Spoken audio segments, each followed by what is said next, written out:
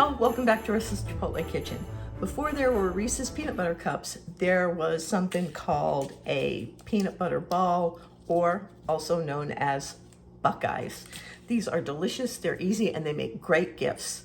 I am making a half recipe, so I'm only going to be making 24 because we have plenty of sweets around here and they're not going to get eaten. But the recipe down below, if you'll just scroll down, you'll find it, is for the full 48. And so even though you're seeing less and smaller amounts here, down below the recipe is correct for 48 of these, okay? So what we're going to need is 1.5 cups of creamy peanut butter. Don't get the natural peanut butter. Don't get the kind with the oil on the top. Get the old-fashioned commercial Jif or Peter Pan. That works best. And don't get crunchy. You're going to want 1 cup of butter that is at room temperature. It needs to be at room temperature. You can microwave it for a couple of seconds and help it get there, but it's really best if you leave it out, okay? A tablespoon of brown sugar, 3/4 of a teaspoon of vanilla, 1/2 teaspoon of kosher salt if you're using unsalted butter. Excuse me, I'm not using unsalted butter. This is salted, so I'm leaving the kosher salt out. And 5 cups of powdered sugar. And then for the coating, you're going to need 2 cups of dark chocolate chips and 2 cups of candy melts, or 4 cups of dark chocolate chips. And then about 1.5 tablespoons of coconut oil or white Crisco if you need it to thin this out, okay? And that's it. I'm going to start out with the whip, and what I'm going to do is mix together the butter and the peanut butter first. And if you'll take a minute and spray your utensils with a little no-stick cooking spray, the peanut butter will just slide right off of them and it's perfect. Then we're going to put in the vanilla and the brown sugar. And we're going to mix all of that together until it's very smooth and creamy.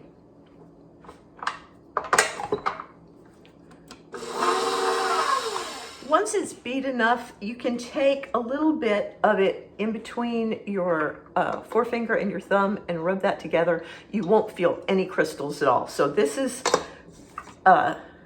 whipped enough. I'm going to take the whip off because once the powdered sugar starts going in there, it's going to get thick and I don't want to break my whip. And I'm going to put the paddle mixer thing on, and then I'm going to turn it on and add the powdered sugar just a little at a time. If you add too much at once, it's going to cause it to clump up and be kind of dry and crumbly. So you want to add a little bit at a time and stop every once in a while to use a rubber spatula to scrape down the sides and bottom. When it's mixed properly, it's going to look a little crumbly. Let's see if I get this up so you can see it really well. It's going to look a little crumbly, but if you take a little bit out and roll it in your hands, you'll be able to roll it into a ball that'll stick together and it be smooth, okay?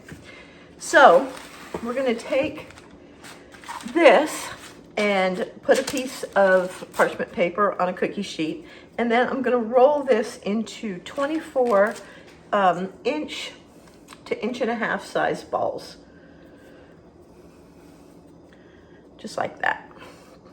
I'm thinking I'm going to make these a little smaller, but either way, make them the size that you like them. Once you have all of the peanut butter balls made, you're going to put them in the freezer for 20 minutes. You can also make a bunch of them and make them ahead of time and stick them in the refrigerator overnight.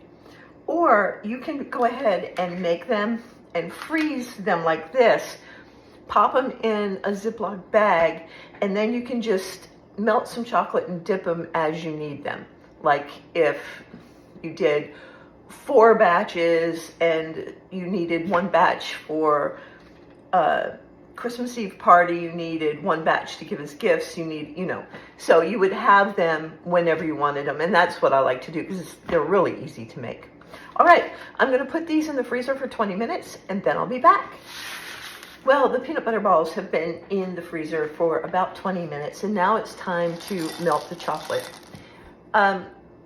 It's easier if you use half chocolate chips and half of the candy melts, because the candy melts are made to melt and people generally have less problems with them. Or you could use all candy melts, but I don't think it tastes as good. I'm using all chocolate chips. All you have to do is switch your microwave to 50% power, and then you're going to put the chocolate chips in at 50% power for about 1.5 minutes, and you're going to take them out and stir them every 15 to 20 seconds, okay? And if they're not melted at 1.5 minutes, you'll do that again. They don't have to be all the way melted when you take them out, but they'll melt as you continue to stir them. The trick is there can be absolutely no moisture, no water in this at all. It has to be perfectly dry, and the fork or spoon that you use to stir them with has to be perfectly dry. And you just need to be really careful not to overcook them, because they'll seize up and then you won't be able to use them. You'll have to start 100% over. So that's what I'm going to do now, and then we'll be ready to go. Okay, our chocolate is all melted. It's nice and smooth and thin. So I don't think I'm going to have to put any of the Crisco in it to thin it out. Here are the peanut butter balls, and they are quite frozen. And hopefully I didn't over freeze them, because we have to put toothpicks in them to dip them. So you're going to put a toothpick in the top, and then you're going to get your chocolate. Move these out of the way because I'm going to put them right back on here. And then you're just going to take it in there and dip it about a little over halfway, maybe 3/4 of the way, and leave the top out. And then let the excess chocolate drip off.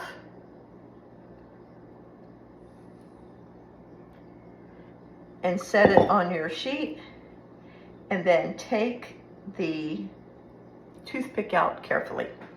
And that's it. Put the toothpick in.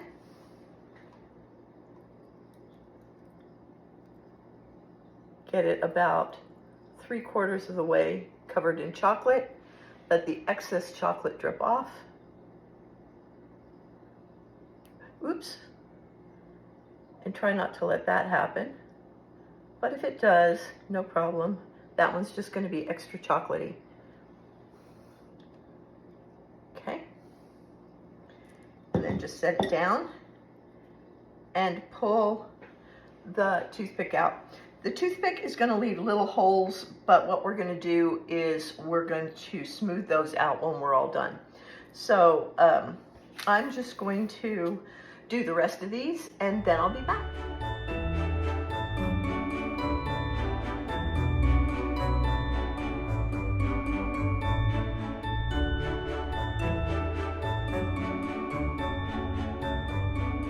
Okay, these are going to go back in the freezer just to set. It's only going to take a couple of minutes while I clean up, and then we'll be back.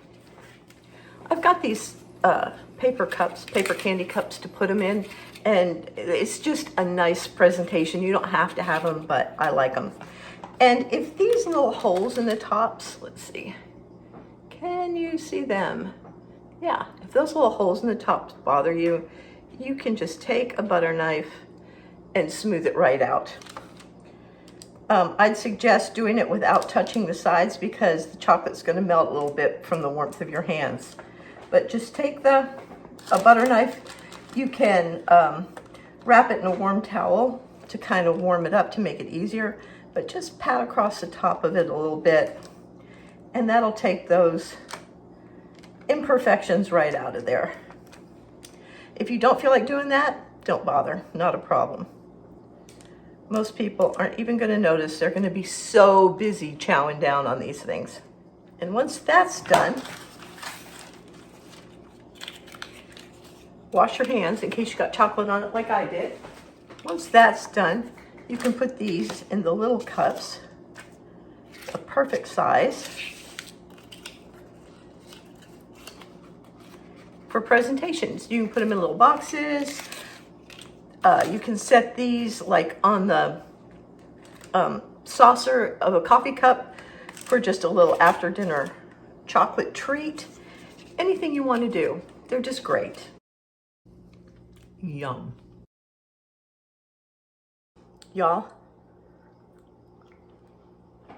I am a peanut butter addict. I love peanut butter. It is my trigger food. I'm gonna be so sorry I made these today. They are so good, creamy, sweet. You can make them with milk chocolate. I like to make them with dark chocolate. I think it kind of cuts through all the sweetness a little better. But whatever you do, make them. It's gonna take less than an hour of your time. And they're just so fun and they're so delicious, okay? All right, I hope you enjoyed it. I hope you'll come back next week. And don't forget to subscribe, okay? I love y'all and I'll see you next time.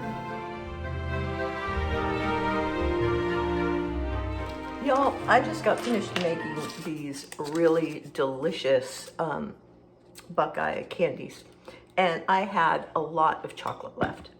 And once you melt chocolate, I mean, you could melt it again over and over, but why not do something else where you can use it up, right? So I thought that I would show you how to make peppermint bark. So you're gonna take candy canes or peppermint candies, either one. You're gonna take your melted chocolate, you're gonna put it to the side. And then we're just gonna get the rolling pin and break this up. You don't want it to be dust. You want some big pieces in there or some bigger pieces in there. But you don't want it to be so big that it's hard to take a bite of. We're gonna cover a cookie sheet with parchment paper, and then we're gonna take our melted chocolate and spread it out over the parchment paper. Not too thin, but not too thick either. And this is a great way to use up any of that leftover chocolate you've got. It's going to make a different amount depending on how much chocolate you have left. So I can't give you an actual recipe for this. This is just consider it the bonus scene, okay? So we're gonna get all of that chocolate out of there and spread it. Then we're just gonna sprinkle the peppermint candy that we just broke up. We're gonna sprinkle that right on top.